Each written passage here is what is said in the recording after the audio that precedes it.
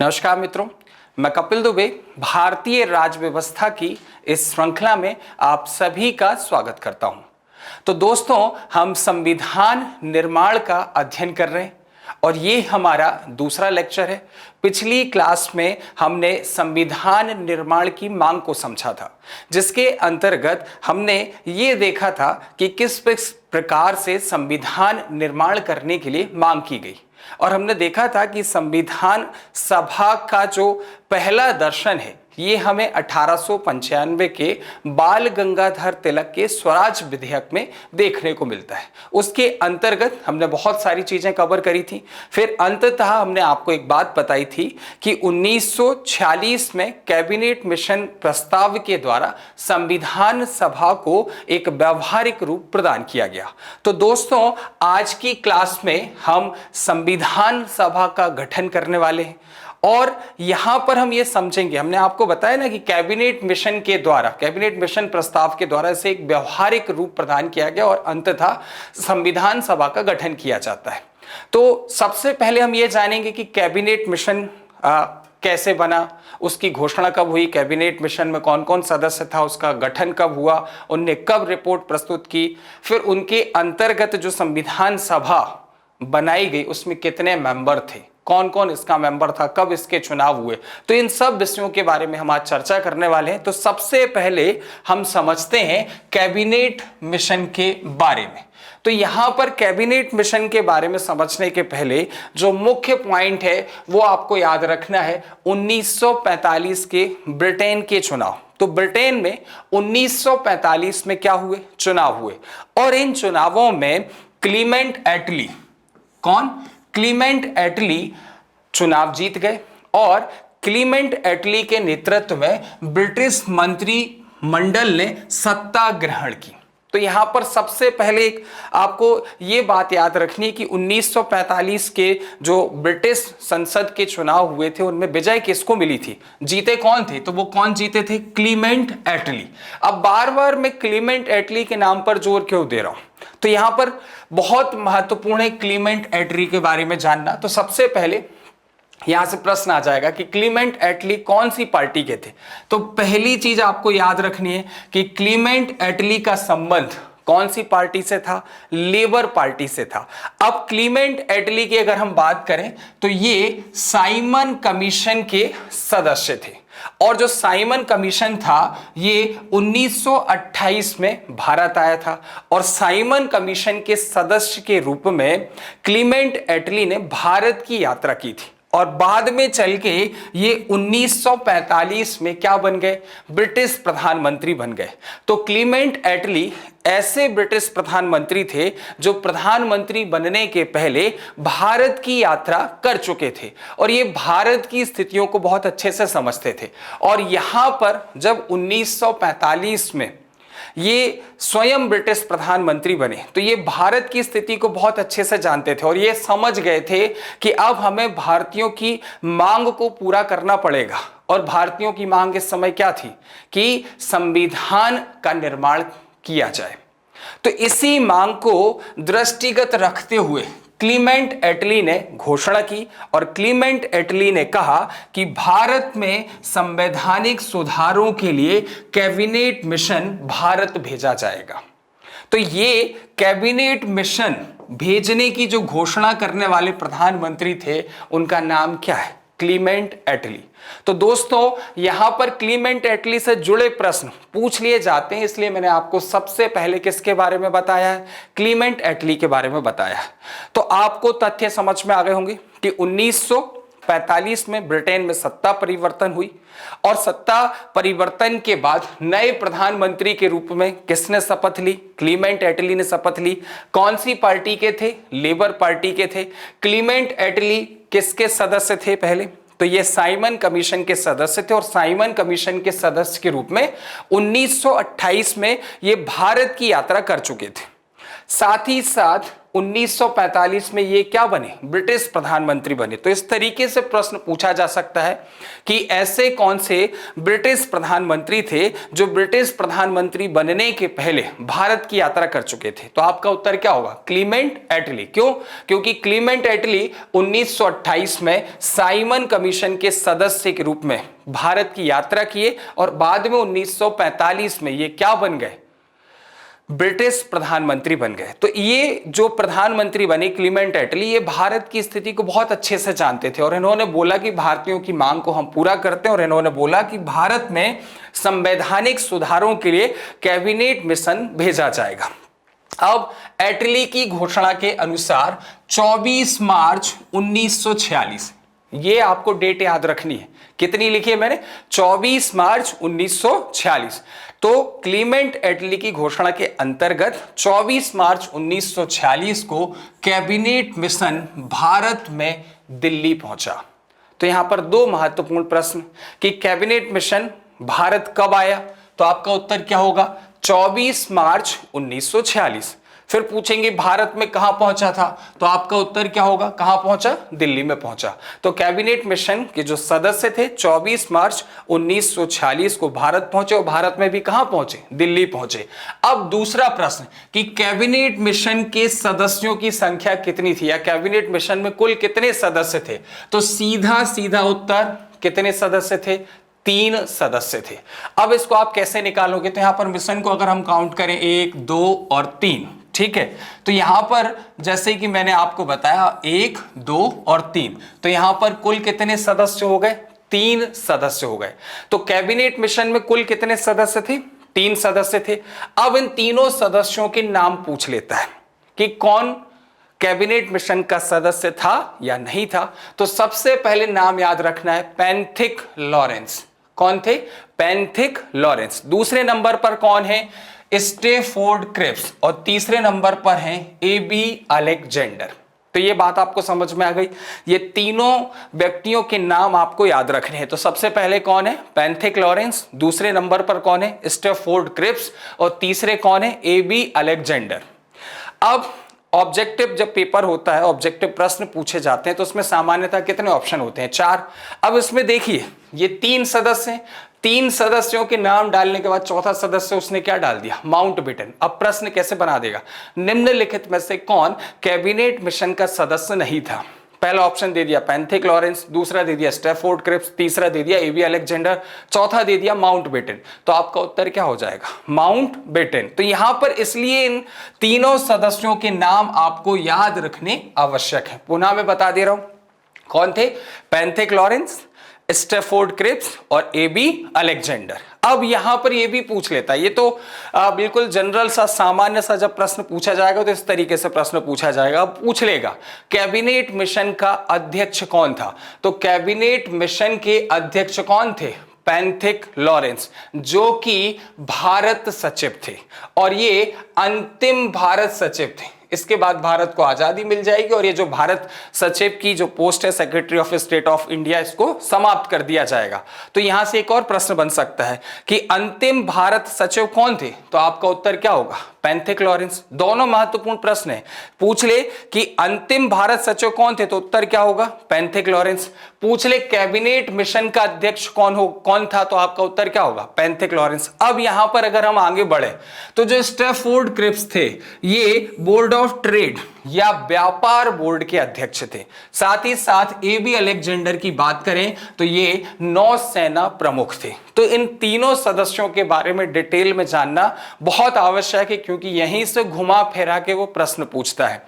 तो आपको इतनी बात समझ में आ गई होगी कि एटली की घोषणा के अनुसार 24 मार्च 1946 को कैबिनेट मिशन भारत में दिल्ली पहुंचा।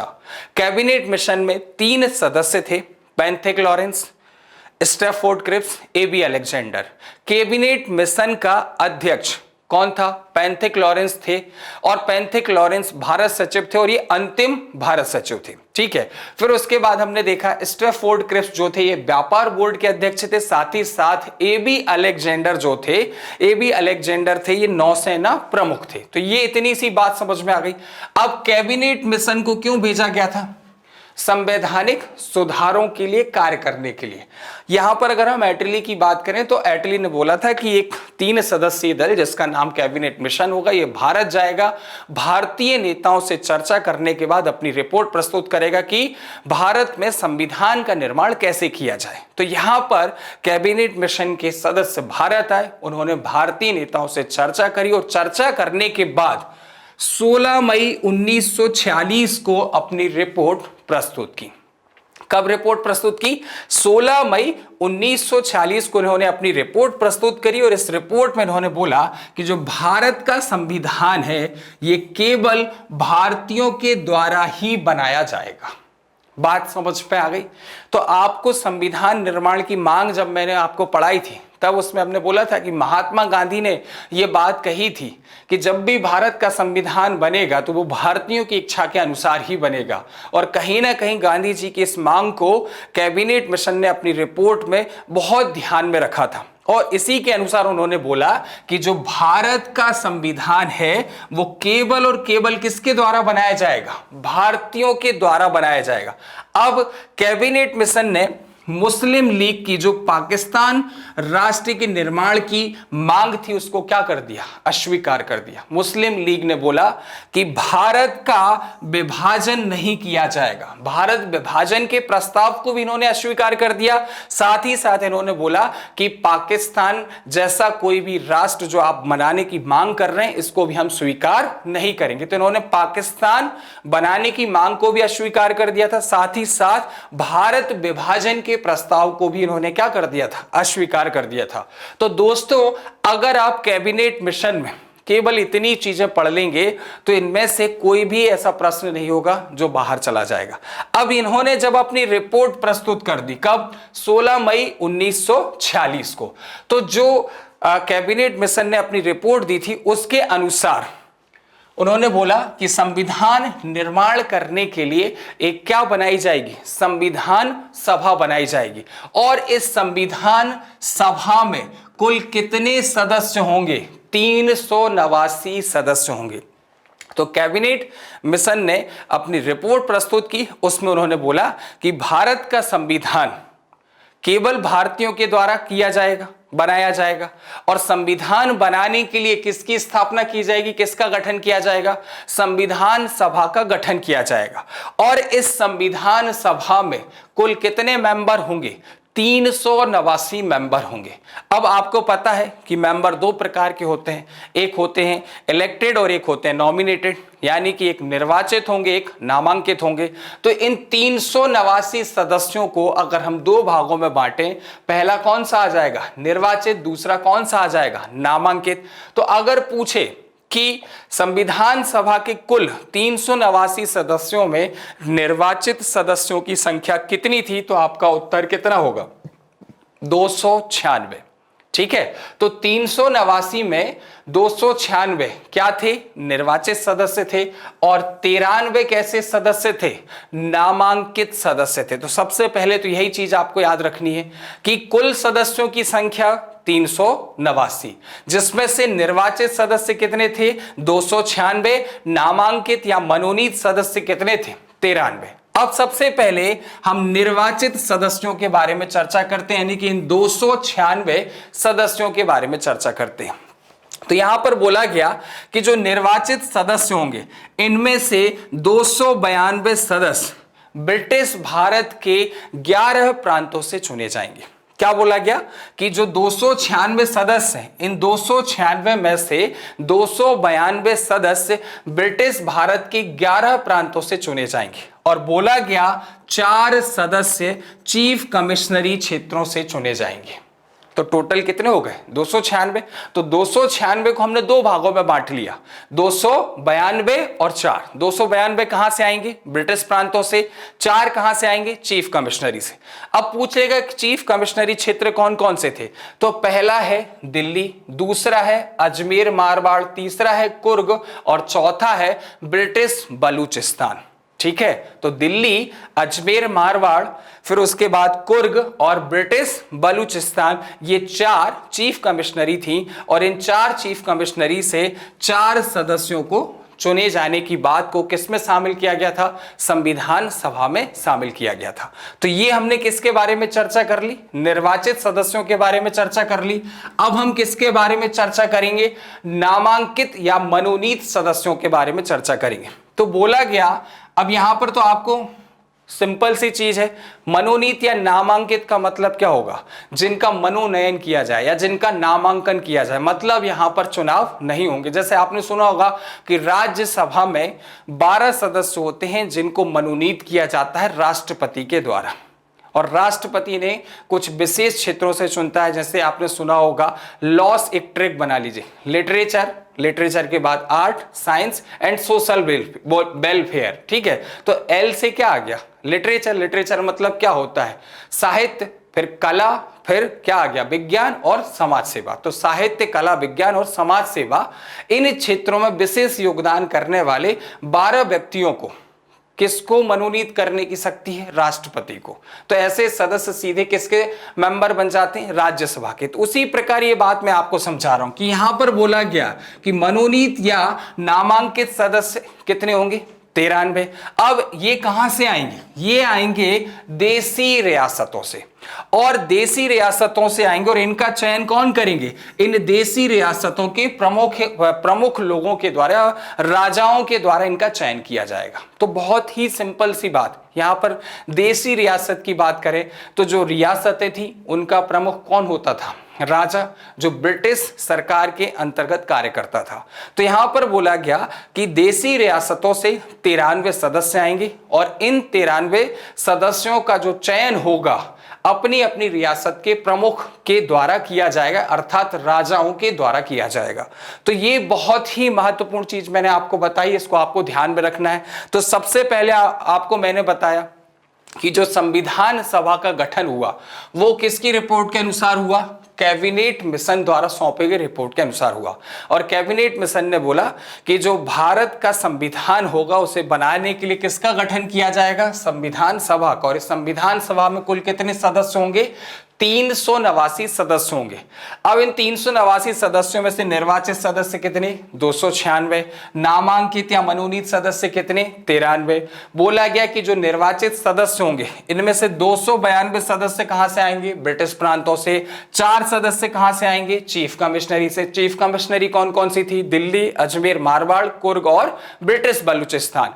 फिर बोला गया कि 93 सदस्य देसी रियासतों से आएंगे, और इनका चयन देसी रियासतों के प्रमुखों के द्वारा किया जाएगा। तो ये हमने संविधान सभा के बारे में चर्चा करी। अब जो निर्वाचित सदस्य थे 296, ठीक है, इनके बारे में हम चर्चा करते हैं। तो यहां पर बोला गया कि ये जो निर्वाचित सदस्य होंगे इनके लिए क्या करवाने पड़ेंगे? चुनाव करवाने पड़ेंगे, निर्वाचन के द्वारा चुने जाएंगे। तो निर्वाचित सदस्यों का चुनाव कैसे होगा? तो यहां पर बोला गया कि निर्वाचित सदस्यों का जो चुनाव होगा वो अप्रत्यक्ष होगा। ये सदस्य अप्रत्यक्ष रूप से चुने जाएंगे, यानी कि किसके द्वारा चुने जाएंगे?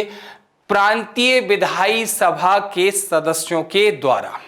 ठीक है, किसके सदस्यों के द्वारा? प्रांतीय विधायी सभा के सदस्यों के द्वारा। यानी सीधे जनता को चुनाव में भाग लेने की अनुमति नहीं थी, जनता को वोट डालने की अनुमति नहीं मिली। यहां पर बोला गया कि जो प्रांतीय विधायी सभा के सदस्य होंगे उन सदस्यों के द्वारा इन निर्वाचित सदस्यों को चुना जाएगा। यानी कि चुनाव का प्रकार कैसा हो गया? अप्रत्यक्ष। तो अप्रत्यक्ष रूप से प्रांतीय विधायी सभा के सदस्यों के द्वारा इनका चुनाव किया जाएगा। साथ ही साथ यहां पर बोला गया कि जो 296 सीटें हैं, इन सीटों का निर्धारण 3 प्रमुख समुदायों के बीच उनकी जनसंख्या के अनुपात में किया जाएगा। तो बोला गया कि ये जो 296 सीटें हैं इनका बंटवारा कितने समुदायों के अंतर्गत किया जाएगा? के बीच में किया जाएगा। तो 3 प्रमुख समुदायों के बीच में किया जाएगा। अब ये प्रमुख समुदाय कौन कौन से थे? तो पहला है सामान्य, दूसरा कौन सा है? मुस्लिम, और तीसरा कौन सा है? सिख। तो सामान्य के लिए कितनी सीटें रखी गई? 213। मुसलमानों के लिए कितनी सीट आरक्षित रखी गई? 79। और सिखों के लिए कितनी सीट रखी गई? 4। तो अगर हम टोटल करें तो कितना आ जाएगा? 296। देखिए 213 और 279, और उसके बाद आपको क्या जोड़ना है 4। तो 213 और 79 जोड़ेंगे तो 292, और 4 जोड़ लेंगे तो कितना आ जाएगा 296। तो ये पूछ लेता है कि जो निर्वाचित सदस्य थे संविधान सभा के, या निर्वाचित सदस्यों के लिए जो सीटें निर्धारित की गई थी 296, उनका बंटवारा कितने समुदायों के बीच में किया गया। तो आपका उत्तर क्या होगा 3 समुदायों के बीच में। फिर पूछ लेगा कि ये समुदाय कौन कौन से थे। तो पहला कौन सा आ जाएगा सामान्य, दूसरा मुस्लिम, तीसरा सिख। पूछ लेगा सामान्य के लिए कितनी सीटें निर्धारित की गई थी। तो सामान्य के लिए 213, मुसलमानों के लिए 79, और सिखों के लिए कितनी सीटें निर्धारित की गई थी 4। तो ये बात आपको यहां पर समझ में आ गई होगी। ठीक है, तो अभी हमने जो बात करी 296 सीटों के बारे में चर्चा कर ली। अब हम इन 296 सीटों का क्या करवाएंगे, चुनाव करवाएंगे। लेकिन उसके पहले हमने जो कुछ भी पढ़ा है उसका जल्दी से हम क्या कर लेते हैं, रिवीजन कर लेते हैं, ताकि चीजें आपको याद हो जाएं। तो सबसे पहले हमने बोला कि 1945 में ब्रिटिश प्रधानमंत्री के रूप में क्लीमेंट एटली ने शपथ ली। क्लीमेंट एटली ऐसे ब्रिटिश प्रधानमंत्री थे जो प्रधानमंत्री बनने के पहले भारत की यात्रा कर चुके थे। ये साइमन कमीशन के सदस्य के रूप में 1928 में भारत की यात्रा पर आए थे, और इनकी पार्टी का नाम कौन सा था, लेबर पार्टी। क्लीमेंट एटली ने घोषणा की कि भारत में संवैधानिक सुधारों के लिए कैबिनेट मिशन भेजा जाएगा। ठीक है, अब इन्हीं की घोषणा के अंतर्गत 24 मार्च 1946 को कैबिनेट मिशन भारत में दिल्ली पहुंचा। कैबिनेट मिशन में कुल 3 सदस्य थे, पैंथिक लॉरेंस, स्ट्रैफोर्ड क्रिप्स और एबी अलेक्जेंडर। कैबिनेट मिशन का अध्यक्ष किसको बनाया गया था, पैंथिक लॉरेंस को, जो भारत सचिव थे, और ये अंतिम भारत सचिव हुए।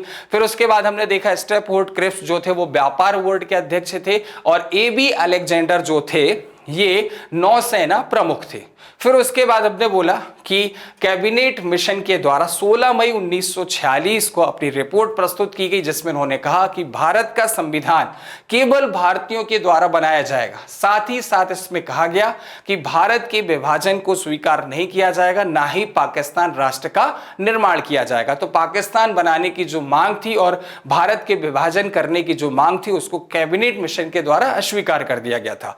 अब कैबिनेट मिशन ने बोला कि जो भारत का संविधान होगा वो संविधान बनाने के लिए एक संविधान सभा का क्या किया जाएगा, गठन किया जाएगा, और इस संविधान सभा में कुल 389 सदस्य होंगे, जिनमें से निर्वाचित सदस्य होंगे 296 और नामांकित या मनोनीत सदस्य होंगे 93। निर्वाचित सदस्यों को भी बोला गया कि निर्वाचित सदस्य जो 296, इनमें से 292 सदस्य ब्रिटिश प्रांतों से चुने जाएंगे और 4 सदस्य चीफ कमिश्नरी क्षेत्रों से आएंगे। चीफ कमिश्नरी क्षेत्र कौन कौन से थे, दिल्ली, अजमेर, मारवाड़, कुर्ग और ब्रिटिश बलूचिस्तान। उसके बाद यहां पर अगर हम देखें तो बोला गया कि 93 सदस्य देसी रियासतों से आएंगे, जिनका चयन, इन 93 सदस्यों का चयन इनकी रियासतों के प्रमुखों के द्वारा किया जाएगा। अब उसके बाद जो 296 सदस्य थे इनके लिए चुनाव कैसे होंगे, तो इनका चुनाव अप्रत्यक्ष रूप से किया जाएगा, और किसके द्वारा किया जाएगा, प्रांतीय विधायी सभा के सदस्यों के द्वारा। तो पूछ लेता है कि संविधान सभा के सदस्यों का निर्वाचन प्रत्यक्ष रूप से हुआ था कि अप्रत्यक्ष रूप से हुआ था, तो आपका उत्तर क्या आएगा, अप्रत्यक्ष रूप से हुआ था। फिर दूसरा प्रश्न बनता है कि जो संविधान सभा के निर्वाचित सदस्य थे उनका चुनाव किसके द्वारा किया गया, तो आपका उत्तर क्या होगा, प्रांतीय विधायी सभा के सदस्यों के द्वारा इनका चुनाव किया गया था। फिर उसके बाद हमने बोला कि जो 296 सीटें थी निर्वाचित सदस्यों के लिए, इनका निर्धारण कितने समुदायों के बीच में किया गया, तो आपका उत्तर क्या होगा, 3 प्रमुख समुदायों के बीच में 296 सीटों का बंटवारा किया गया। फिर पूछ लेगा कि ये समुदाय कौन कौन से थे, तो आपका उत्तर क्या होगा, सामान्य, मुस्लिम और सिख। सामान्य के लिए 213, सिखों के लिए कितनी, 4, और मुसलमानों के लिए 79 सीटें निर्धारित की गई थी। तो इतनी बात आपको समझ में आ गई होगी। अब जो निर्वाचित सीटें हैं या निर्वाचित सदस्य के लिए कितने स्थान रखे गए थे, 296। अब इन निर्वाचित सदस्यों के लिए क्या आयोजित कराए जाएंगे, चुनाव। तो यहां पर जो हमारी नेक्स्ट हेडिंग है वो है संविधान सभा का चुनाव। तो संविधान सभा के निर्वाचित सदस्यों के लिए यानी 296 सीटों के लिए चुनाव आयोजित किए गए जुलाई 1946 में, और जुलाई 1946 में चुनाव आयोजित किए गए। और अब इसके बाद इन चुनावों का नतीजा क्या रहा उसके बारे में हम चर्चा करेंगे। तो बिल्कुल सिंपल है, निर्वाचित सदस्य कितनी थी, निर्वाचित सीटें कितनी रखी गई थी, 296। तो अब इनके लिए हमें क्या करवाने पड़ेंगे, चुनाव। तो 296 सीटों के लिए चुनाव हुए जुलाई 1946 में, फिर इनके परिणामों की घोषणा की गई और इसके परिणाम इनको जानना बहुत महत्वपूर्ण है। आजकल यहां से भी प्रश्न पूछा जाता है कि संविधान सभा के जब चुनाव हुए तो निम्नलिखित में से किस पार्टी ने चुनावों में भाग लिया था या नहीं लिया था, या किस पार्टी को कितनी सीटें मिली।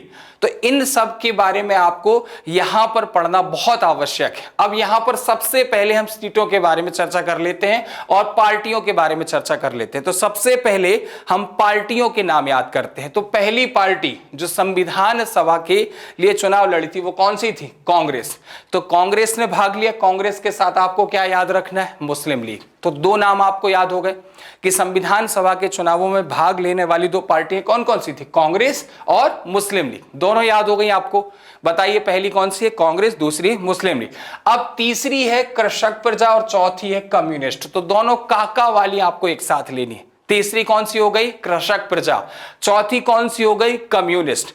अब कम्युनिस्ट में से ही आपको क्या निकाल लेना है, यूनियस्ट। क्या निकालना है, यूनियस्ट। अब यूनियस्ट के आगे हम क्या लगा देंगे, मुस्लिम लीग। तो क्या आ गई, यूनियस्ट, मुस्लिम लीग। फिर उसके बाद हम क्या लगा देंगे यूनियस्ट के आगे, अनुसूचित जाति। तो यूनियस्ट, मुस्लिम लीग, यूनियस्ट, अनुसूचित जाति। तो इन तीन का आपको जोड़ा बना लेना है।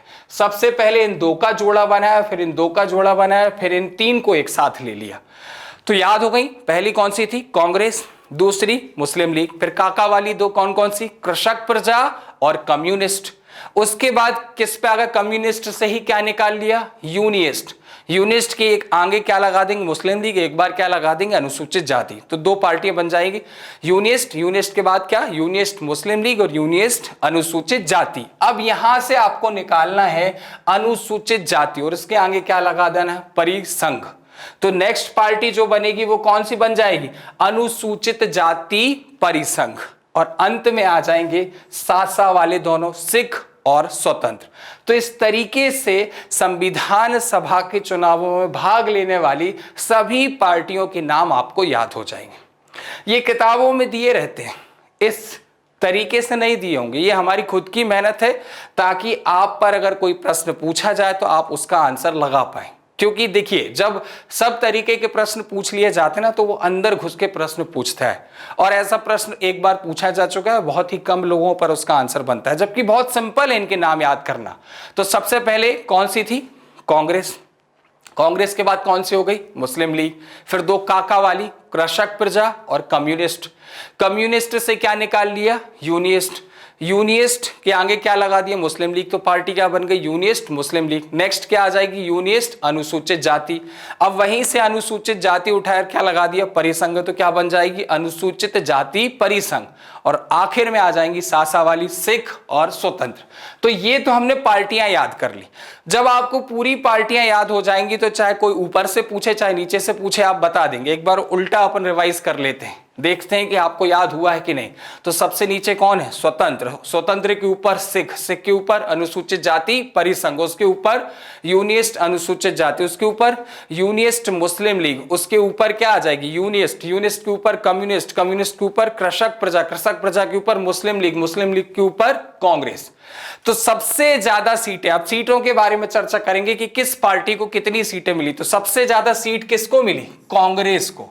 यहां पर आपको ध्यान से देखना है, सबसे ज्यादा सीटें किसको मिली हैं, कांग्रेस को। कांग्रेस को कितनी सीटें मिली, 208 सीटें किसको मिली, कांग्रेस को। यह पूछ लिया जाता है कि जब संविधान सभा के चुनाव हुए 296 सीटों के लिए, तो सबसे बड़ी या सबसे ज्यादा सफलता कौन सी पार्टी को मिली थी, कांग्रेस को। कितनी सीटें मिली, तो यहां पर अगर हम देखें टोटल कितनी है, 296। 296 में से 208 सीटें किसको मिल गई थी, कांग्रेस को। मुस्लिम लीग को मात्र कितनी सीटें मिली, 73। ये दोनों चीजें आपको याद रखनी है, सभी के आपको पूरी सीटें याद हो जाएंगी, लेकिन पहले आपको ये दोनों याद रखनी है। तो कांग्रेस को 208, मुस्लिम लीग को 73, ठीक है। फिर यहां पर आपको स्वतंत्र को देखना है या निर्दलीय को देखना है। तो 208 में से केवल कितना निकाल लेना है, 8। ये किसके लिए मिली, निर्दलीय के लिए। तो कांग्रेस के लिए कितनी थी? 208, और 8 किसके लिए? स्वतंत्र के लिए। 73 किसके लिए? मुस्लिम लीग के लिए। बाकी सब के लिए कितनी सीटें मिली? एक ही एक सीट बाकी सब जीत पाए थे। तो ये बात आपको समझ में आ गई होगी, ये ब्यौरा भी आपको याद रखना है, ठीक है। तो बताइए कांग्रेस को कितनी सीट? 208, मुस्लिम लीग को 73, स्वतंत्र को 8, बाकी जितनी पार्टियां थी सबको एक एक सीट मिली। अब एक एक सीट वाली के नाम बता दीजिए। तो क्या आ जाएगा? कृषक प्रजा, कम्युनिस्ट, यूनियनिस्ट, मुस्लिम लीग, यूनियनिस्ट, अनुसूचित जाति परिसंघ और सिख। ये देख लीजिए, सिख तक ही जा रहा है। कहां से शुरू हुआ है? कृषक प्रजा से। सबको कितनी सीटें मिल रही हैं? एक एक सीटें मिल रही हैं, ठीक है। अब नेक्स्ट ये आपको याद रखना है, 208 कांग्रेस को, 73 मुस्लिम लीग को, 8 स्वतंत्र को। इनका टोटल कर लेंगे तो कितना बन जाएगा? 296। कितना बन जाएगा? 296।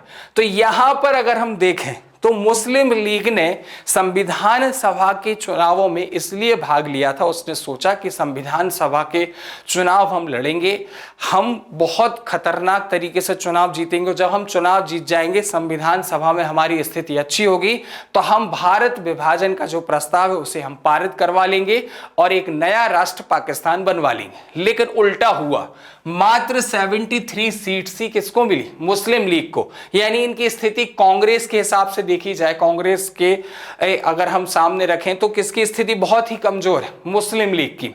तो मुस्लिम लीग ने अपनी कमजोर स्थिति को देखते हुए निर्णय लिया कि वो संविधान सभा का क्या करेगी? बहिष्कार करेगी। किसका बहिष्कार करेगी? संविधान सभा का क्या करेगी? बहिष्कार करेगी। तो यहां पर अगर हम बात करें तो मुस्लिम लीग ने संविधान सभा में अपनी कमजोर स्थिति को देखते हुए संविधान सभा के बहिष्कार का क्या ले लिया? निर्णय ले लिया। अब यहां नेक्स्ट अगर हम बात करें तो यहां पर मुस्लिम लीग ने बोला कि यदि पाकिस्तान राष्ट्र नहीं बनाया जाएगा तो उसको पाने के लिए अब वो प्रत्यक्ष कार्यवाही करेगी। तो यहां पर देख लीजिएगा, संविधान सभा के चुनाव संपन्न होने के बाद वायसराय बेविल जो थे, इन्होंने नेहरू से अंतिम सरकार बनाने के लिए क्या भेजा? नेहरू को आमंत्रित किया कि आप अंतरिम सरकार बनाइए, एंटरिम गवर्नमेंट बनाइए। और इस प्रस्ताव को किसने स्वीकार कर लिया था? जवाहरलाल नेहरू ने। लेकिन अगर हम यहां पर देखें तो मुस्लिम लीग की स्थिति संविधान सभा में कैसी थी? बहुत ही कमजोर थी और उन्होंने इसके बहिष्कार का निर्णय ले लिया था। तो यहां पर मुस्लिम लीग के प्रमुख कौन थे? जिन्ना। जिन्ना ने बोला कि आप नेहरू को आमंत्रित कर रहे हैं अंतरिम सरकार बनाने के लिए, हम इसका विरोध करते हैं। अब हम पाकिस्तान को प्राप्त करने के लिए क्या करेंगे? प्रत्यक्ष कार्यवाही करेंगे। तो यहां पर जिन्ना ने धमकी दे दी कि यदि पाकिस्तान राष्ट्र नहीं बनाया गया तो उसके लिए अब हम सीधे तौर पर प्रत्यक्ष कार्यवाही करेंगे। या इस बात को अगर आप कंफ्यूज हो रहे हैं तो यहां पर आप समझ जाइए कि कैबिनेट मिशन ने अपनी रिपोर्ट में पाकिस्तान बनाने की मांग को अस्वीकार कर दिया। साथ ही साथ उसने बोला कि भारत का विभाजन हम नहीं करेंगे। संविधान सभा का चुनाव वो लोग लड़े, उसमें उनकी स्थिति कैसी रही? कमजोर रही। उन्होंने अंततः निर्णय ले लिया कि अब हम किसका विरोध करेंगे? संविधान सभा का बहिष्कार करेंगे, उसका विरोध करेंगे। यहां पर बेविल जो होते हैं, नेहरू जी को आमंत्रित कर देते हैं कि आप अंतरिम सरकार बनाइए, और इसके विरोध में जिन्ना धमकी दे देते हैं कि यदि पाकिस्तान राष्ट्र नहीं बनाया गया तो अब हम प्रत्यक्ष कार्यवाही करेंगे। और यहां पर मुस्लिम लीग ने 16 अगस्त 1946 को प्रत्यक्ष कार्यवाही दिवस मनाया। तो यही हमारी हेडिंग है जो आपको याद रखनी है। सीधे तौर पर पूछ लिया जाता है कि प्रत्यक्ष कार्यवाही दिवस कब मनाया गया। कई बार यह प्रश्न पूछा जा चुका है, तो इसका सीधा सीधा सा उत्तर क्या है? 16 अगस्त 1946। पूछ ले आपसे कोई कि प्रत्यक्ष कार्यवाही दिवस क्यों मनाया गया, तो यहां पर हम बोल देंगे कि संविधान सभा में मुस्लिम लीग की स्थिति काफी कमजोर थी और उन्होंने संविधान सभा के बहिष्कार करने का निर्णय लिया। इसी बीच वायसराय बेविल ने नेहरू जी को अंतरिम सरकार बनाने के लिए आमंत्रित किया, जिसके विरोध में जिन्ना ने धमकी दी कि वो प्रत्यक्ष कार्यवाही करेंगे पाकिस्तान राष्ट्र के निर्माण के लिए। फलस्वरूप प्रत्यक्ष कार्यवाही दिवस कब मनाया गया? 16 अगस्त 1946 को। बात आपको समझ में आ गई होगी। अब जो प्रत्यक्ष कार्यवाही दिवस था, इसी दिन यानी 16 अगस्त के दिन क्या फैल गए? सांप्रदायिक दंगे फैल गए, हिंदू मुस्लिमों के बीच में हिंसा हो गई, दंगे फैल गए। अब इन दंगों की शुरुआत कहां से हुई? कलकत्ता से। ध्यान से देखिएगा, यह प्रश्न पूछा जाएगा कि प्रत्यक्ष कार्यवाही वाले दिन क्या फैले थे? सांप्रदायिक दंगे। और इन सांप्रदायिक दंगों का आरंभ कहां से हुआ था? कलकत्ता से। अब ये दंगे शुरू हुए कलकत्ता से और आगे बढ़ते हुए बॉम्बे को इन्होंने प्रभावित कर दिया और ये पूर्वी बंगाल के नोआखाली तक पहुंच गए। तो ये आपको याद रखना है कि एक बहुत बड़े क्षेत्र में क्या फैल गए थे? दंगे फैल गए थे। शुरू कहां से हुए? कलकत्ता से। आगे कहां पहुंच गए? बॉम्बे। बॉम्बे को प्रभावित करते हुए पूर्वी बंगाल के नोआखाली तक ये फैल गए। अब इन दंगों को शांत करना ये बहुत महत्वपूर्ण था। तो इन दंगों को अगर हम देखें, आगे चल के पंजाब भी इन दंगों की चपेट में आ गया। अब गांधी जी हमेशा जब भी हिंसा फैलती थी तो उसकी शांति के लिए हमेशा आगे बढ़ते थे, अहिंसावादी थे, मारपीट में बिल्कुल विश्वास नहीं रखते थे। तो गांधी जी दंगों को रोकने के लिए और शांति की स्थापना के लिए कहां पहुंच गए? नोआखाली पहुंच गए। और गांधी जी के आग्रह पर ये दंगे कैसे हो गए? शांत हो गए। तो बात आपको समझ में आ गई कि 16 अगस्त 1946 को क्या मनाया गया? प्रत्यक्ष कार्यवाही दिवस मनाया गया। इस दिन सांप्रदायिक दंगे फैल गए। दंगों का आरंभ कलकत्ता से हुआ। कलकत्ता के बाद ये बॉम्बे को प्रभावित करते हुए पूर्वी बंगाल के नोआखाली तक पहुंच गए। उसके बाद दंगों की चपेट में क्या आ गया? पंजाब भी आ गया। तब शांति स्थापित करने के उद्देश्य से गांधी जी कहां चले गए थे? नोआखाली चले गए थे। और गांधी जी के आग्रह पर क्या हो गया था? दंगे शांत हो गए थे, शांति फिर से स्थापित हो गई थी। तब इस समय अगर हम बात करें तो जो माउंटबेटन है, माउंटबेटन ने एक सेंटेंस बोला था कि जो कार्य 50,000 सैनिक नहीं कर पाए वो कार्य अकेले गांधी जी ने कर दिया। ये वाक्य किसने बोला था? माउंटबेटन ने बोला था कि जो कार्य 50,000 सैनिक नहीं कर पाए वो कार्य अकेले किसने कर दिया? गांधी जी ने कर दिया। उन्होंने गांधी जी को वन मैन बाउंड्री फोर्स की उपाधि दी। अंग्रेजी में क्या बोलेंगे? One man boundary force. तो माउंटबेटन ने ये तीर इसलिए लगाया क्योंकि माउंटबेटन ने गांधी जी को क्या कहा था? One man boundary force. इसका मतलब है कि जो कार्य 50,000 सैनिक नहीं कर पाए वो अकेले किसने कर दिया था? गांधी जी ने। ऐसे थे हमारे गांधी जी कि 50,000 सैनिकों के द्वारा दंगे शांत करवाने का कार्य किया जा रहा था, लेकिन वो कार्य नहीं कर पाया। गांधी जी पहुंचे नोआखाली, गांधी जी ने निवेदन किया और दंगे क्या हो गए? शांत हो गए। हिंदू मुस्लिम जो दंगे फैले थे शांत हो गए और फिर से शांति स्थापित हो गई। तब माउंटबेटन ने गांधी जी को वन मैन बाउंड्री फोर्स की उपाधि दी थी। तो दोस्तों, आज की क्लास में हमने कैबिनेट मिशन के बारे में पढ़ा। कैबिनेट मिशन के बाद हमने देखा कि कैबिनेट मिशन ने अपनी रिपोर्ट में कहा था कि संविधान का निर्माण केवल भारतीयों के द्वारा किया जाएगा और संविधान बनाने के लिए क्या बनाई जाएगी? संविधान सभा। तो कैबिनेट मिशन के अनुसार संविधान सभा में 389 सदस्य थे। उनमें से निर्वाचित सदस्य, नामांकित सदस्यों के बारे में पढ़ा, सीटों के निर्धारण के बारे में हमने पढ़ा। फिर उसके बाद हमने किस बात की चर्चा कर ली? हमने नेक्स्ट यहाँ पर एक और चर्चा करी कि चुनाव कैसे हुए, चुनाव में कौन कौन सी पार्टियां शामिल हुई और किसको कितनी कितनी सीटें मिली। साथ ही साथ हमने प्रत्यक्ष कार्यवाही दिवस के बारे में भी समझा। इसके आगे नेक्स्ट क्लास में पढ़ेंगे। धन्यवाद।